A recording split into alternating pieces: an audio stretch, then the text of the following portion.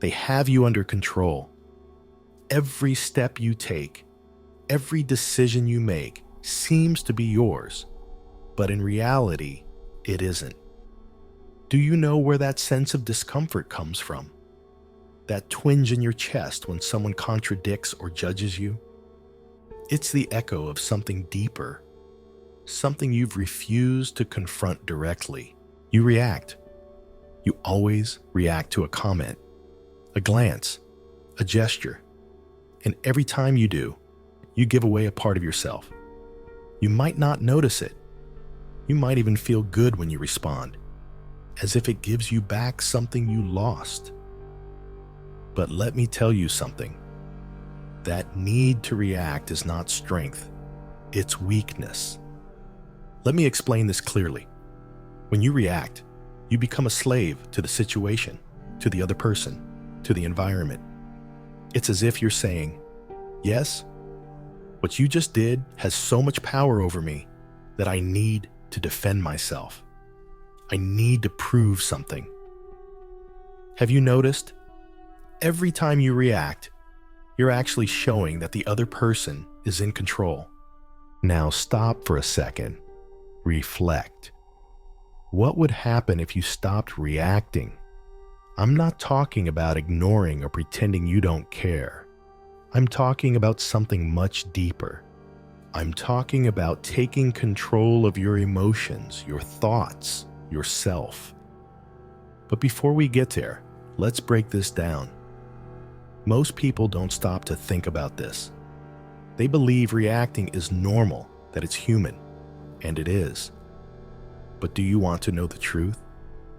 Being human also means giving in, being lost in impulses, being weak. And society wants you weak. It wants you reactive. It wants you at the mercy of everything around you. Because as long as you're reacting, you're not building. You're not moving forward. Picture this. You're in a dark alley and someone throws a stone near you. Your instinct, your impulse, is to turn, to look for the culprit, to do something about it. But what if you stop? What if you decide not to move, not to turn? That moment of stillness, of resistance, that's what separates those who control from those who are controlled. Because the one who throws the stone isn't trying to physically harm you. They want your reaction. They want to prove they can move your pieces in this game we call life. Do you know the worst thing about reacting? It's easy. It's comfortable. It's predictable. Someone insults you, you insult them back. Someone attacks you, you defend yourself. But every time you fall into that trap, you sink a little deeper. You become part of a cycle that few escape. Here's the trick. Those who truly control this game never react. They never show weakness because they know something you don't. Reacting is admitting that the other person has the power. Want an example? Think about the people you admire, the great leaders, the ones who've left a mark. Do you think they reacted to every criticism, to every offense? No, because they understood something most people don't. Power isn't in responding. It's in deciding when and how to act. And that, my friend, is what I'm going to teach you today. Because if you're reading this, it's because somewhere inside you know something isn't working. You know you react more than you should, that you let words, gestures, external events define how you feel, how you act, how you live. And the worst part, is that you believe you have no choice. But let me shatter that illusion. You do have a choice. You've always had it. It's just that no one has told you. This way, reacting is for the weak. Acting is for the strong. But acting doesn't mean responding. It means owning your emotions, your thoughts, your reality. And that isn't achieved by reacting. It's achieved by controlling. Now, I want you to think about the last time you reacted. Maybe it was something small, a comment someone made, a look you didn't like. What did you feel? Anger? Frustration? The need to respond? To prove something? That need, that urgency, is the mark of someone who lacks control, of someone who is a slave to their surroundings. Before you get defensive, let me tell you something. It's not your fault. It's how we've been raised. Since we were kids, we were taught that we must respond, that we must prove ourselves. They told us that if we don't react, we're weak, that if we don't defend ourselves, we'll be stepped on. But that's a lie, designed to keep you trapped. True power isn't in reacting. It's in calm patience and absolute control over yourself. Want to know how to do it? Listen to this. The next time you're attacked, don't react. Stop, breathe, observe. Because when you do, something magical happens. You stop being the puppet and become the puppeteer. You stop moving to the rhythm of others and start setting your own pace. And that, my friend, is what separates the weak from the strong. But here's the problem. Not everyone is ready for this. Most will continue to react. They'll remain slaves to their impulses. And that's fine. Not everyone is meant to control their destiny. Some prefer others to do it for them. The question is, what about you? Are you ready to take control? Because if you are, the first thing you need to do is stop reacting. And believe me, it won't be easy. It will hurt. You'll feel the urge to defend yourself, to respond, to prove something. But if you can resist that impulse, something will change inside you. And when that happens, there will be no turning back. So tell me, do you want to keep reacting? Or are you ready to be truly free? Think about it carefully, because what I'm telling you isn't just a simple change of habit. It's a complete reprogramming of your mind. Reacting is what we've always been taught. They told us it was natural, that it was human, that it was necessary for survival. But is that true? Or is it just a lie we've accepted because it's easier than confronting our lack of control? Stop here. Reflect. What do you gain by reacting? Maybe in the moment, you feel a small relief, a fleeting satisfaction. Maybe you feel like you've won something, like you've earned respect, like you've balanced the scales. But then what? What remains? Nothing but emptiness. Because reaction doesn't build, it doesn't transform, it doesn't create, it only consumes your energy and your time, your attention. It's an emotional black hole. Meanwhile, the world keeps turning. The people who provoked you move on. The events that made you react lose relevance. But you don't. You remain stuck in that moment, reliving it over and over, justifying your reaction, dwelling on it, exhausting yourself. Do you know who wins when you react?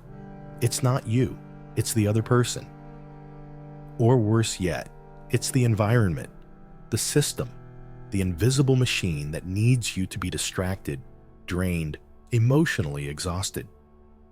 Because a person who constantly reacts has no time to think, to question, to create.